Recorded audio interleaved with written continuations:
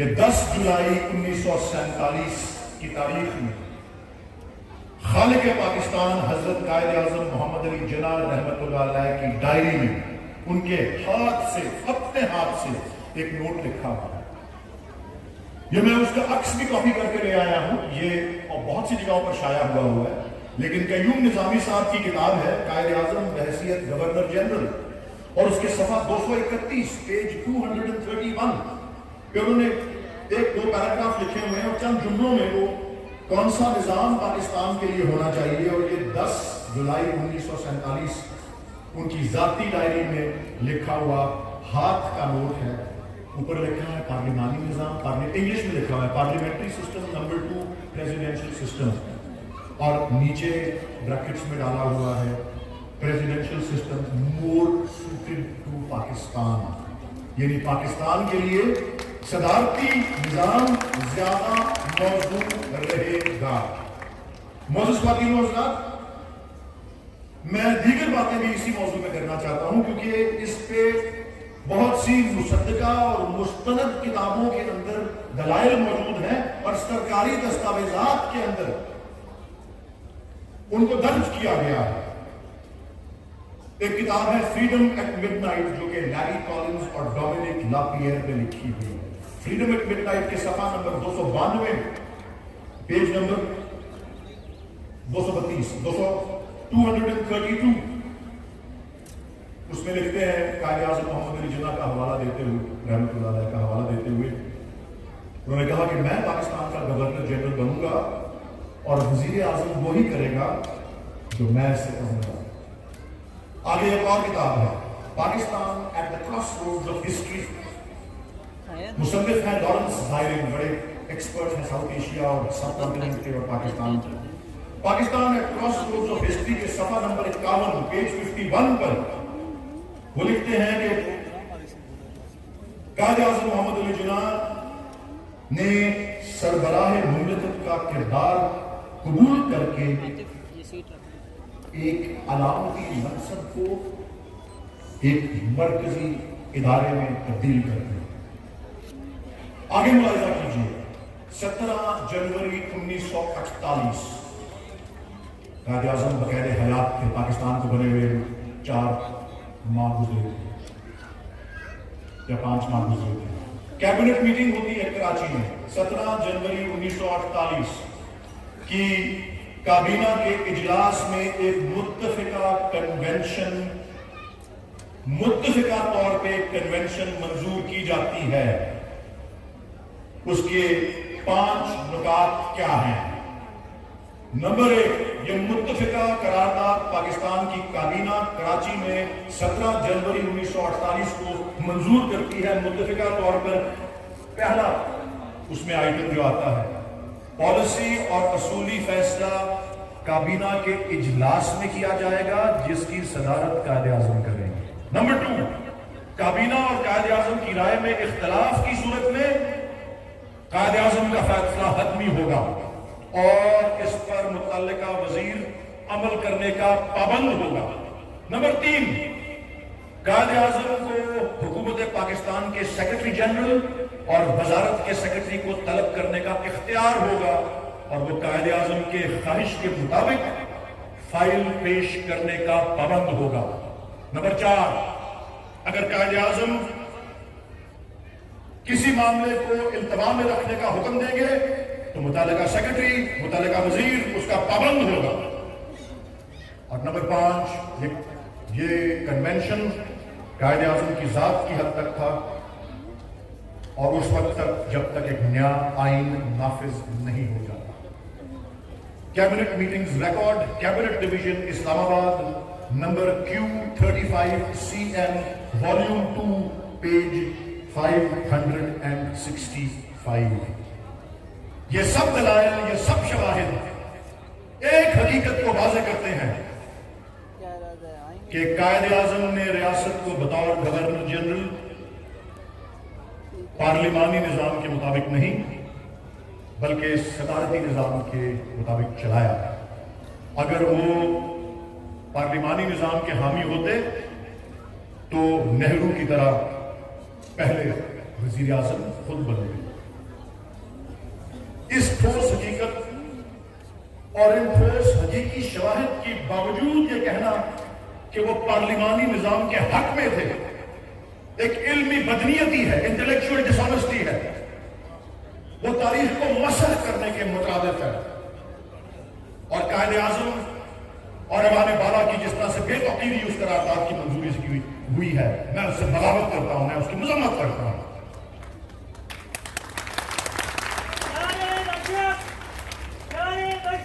قائد اعظم کے نظریات کو جس طرح سے ذاتی، سیاسی، مذہبی، طبقاتی اور گروہی مفادات کے لیے استعمال کیا جاتا رہا ہے، اس کی مثال دنیا کی تاریخ میں جو ہے وہ کہیں نہیں۔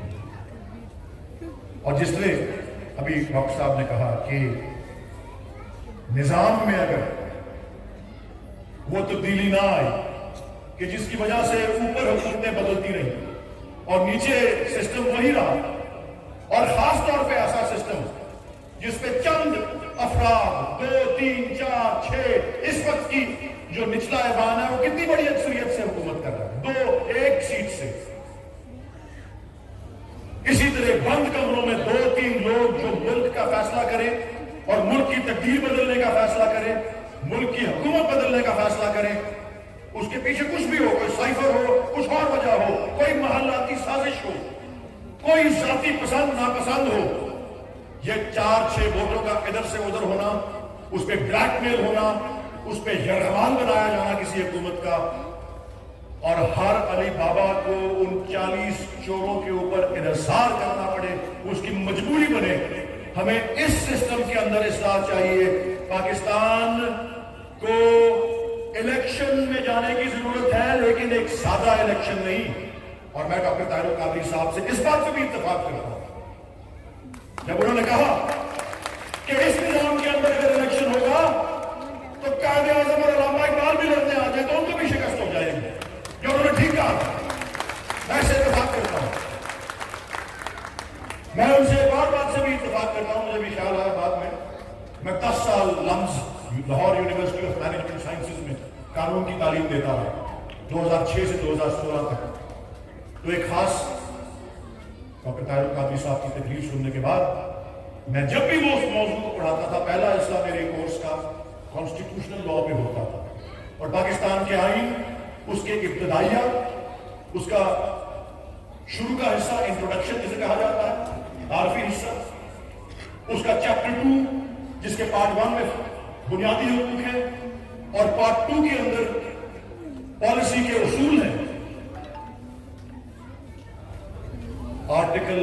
1، article 40 of the existing constitution, ابتدائیہ، بنیادی حقوق اور پالیسی کے اصول۔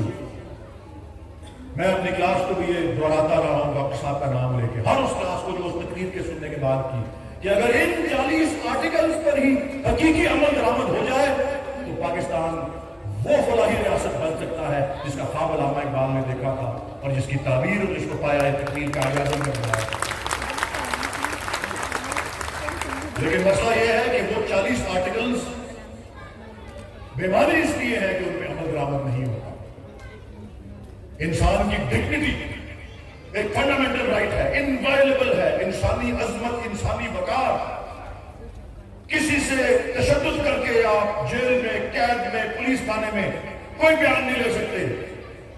کیا آپ ماننے کو تیار ہے کہ اس کے اوپر عمل درآمد ہو رہا ہے؟ انسانی عظمت، انسانی وقار کی تو پاکستان میں اندر قیمت ہے جس کو کہا جاتا ہے کہ ناقابل پامانی ہے، انوائلیبل ہے۔ ٹارچر کے ذریعے آج کل بھی کیس چل رہا ہے جس کے اندر ٹارچر کا ایشو سب سے بڑا آیا ہوا ہے، اور اس کے علاوہ جو اور ہیں مائنورٹیز کے حقوق جو ہیں، آپ کو لگ رہا ہے کہ آپ کے آئین کے اندر جو ان کے لیے تحفظات دیے گئے ہیں، جو قرارداد پاکستان میں تحفظات تھے، جو الہ آباد کے خطبے کے اندر جو ان کو سیکیورٹی دی گئی تھی مائنورٹیز کے رائٹس کو، ہم خود ایک مائنورٹی تھے، اس کی وجہ سے ہم نے ملک بنایا، وہ کہیں ملے دیے جا رہے ہیں نہیں۔ اس لیے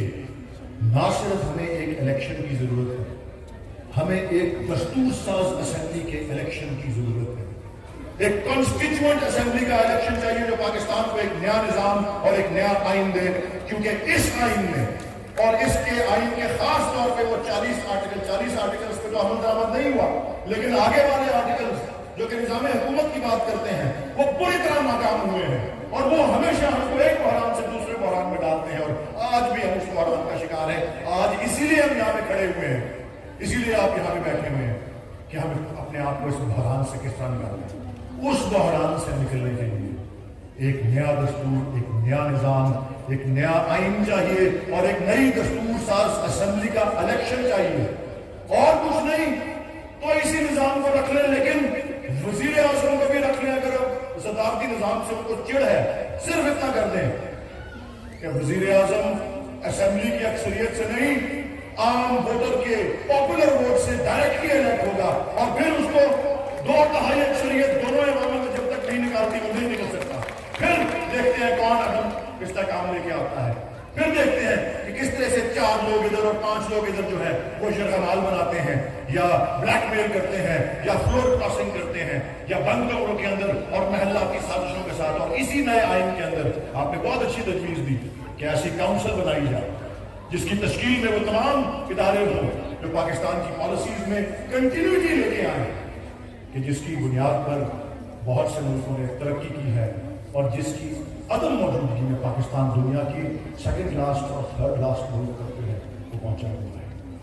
علامہ اقبال نے جس نے کہا تھا، میں ان اشعار سے اور ایک بات سے آپ سے اجازت لیتا ہوں۔ کہا تھا، نشان یہی ہے زمانے میں زندہ قوموں کا کہ صبح و شام بدلتی ہیں ان کی تقدیریں، کمال صدق و مروت ہے زندگی ان کی، معاف کرتی ہے فطرت بھی ان کی تقصیریں۔ اور میری دعا یہ ہے، علامہ کی دعا ہی، یا رب دل مسلم کو وہ زندہ تمنا دے جو قلب کو گرما دے، جو روح کو تڑپا دے، اس دور کی ظلمت میں ہر قلب پریشان کو وہ داغ محبت دے جو چاند کو شرما دے، رفت میں مقاصد کو ہم دوش سریا کر، خودداری ساحل دے، آزادی دریا دے، اور عزائم کو سینوں میں بیدار کر کے نگاہ مسلمان کو تلوار کر کے پاکستان کا